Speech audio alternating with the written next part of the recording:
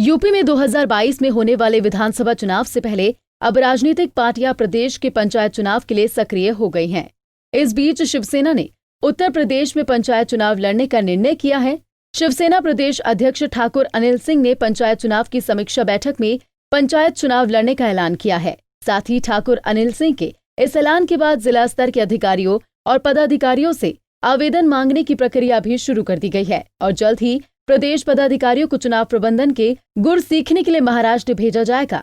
वहीं अनिल सिंह ने बताया कि शिवसेना प्रतिनिधिमंडल महाराष्ट्र में संगठन के शीर्ष नेताओं से भेंट कर चुनाव प्रबंधन की तैयारी से अवगत कराएगा, जिससे राष्ट्रीय नेतृत्व द्वारा चुनाव में दौरे और बैठक सुनिश्चित किए जा सकेंगे। देखिए, शिवसेना उत्तर प्रदेश इकाई उत्तर प्रदेश में पंचायत चुनाव की तैयारी में है और इसके लिए प्रशिमन का इंतज़ार किया जा रहा था। सारी चीज़ें अब सरकार की तरफ से दुरुस्त हो गई हैं, तो हम लोग जगह जगह अपने जनपदों में समीक्षा बैठक कर रहे हैं।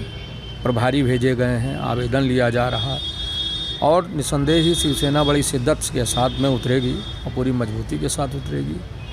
मैं महाराष्ट्र जाने वाला हूँ, वहाँ राष्ट्रीय नेतृत्व को अवगत कराया जाएगा किन किन सीटों पे हम लड़ रहे हैं और वहाँ से जो मार्गदर्शन है उसको लेकर हम लोग यहाँ लौटेंगे। उसके बाद में एक कोर कमेटी को हम महाराष्ट्र ट्रेनिंग के लिए भेज रहे हैं, जो चुनाव प्रबंधन से लेकर और सब चीज़ों को वहाँ सीखेगी।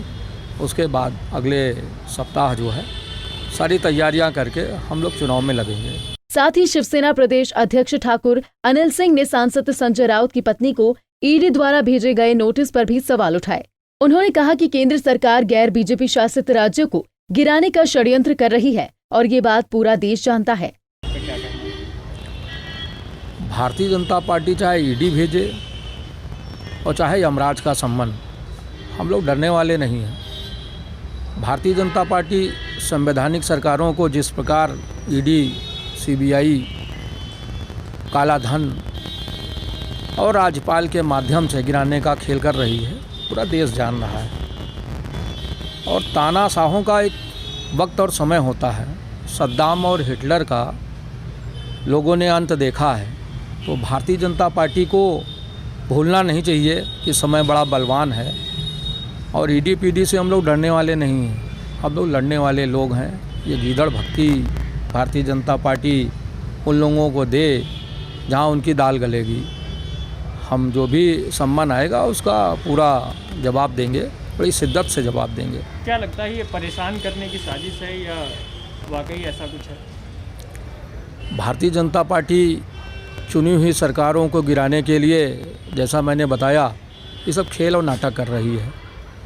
निसंदेह ही वो परेशान करना चाहती है, लोगों को तोड़ना चाहती है।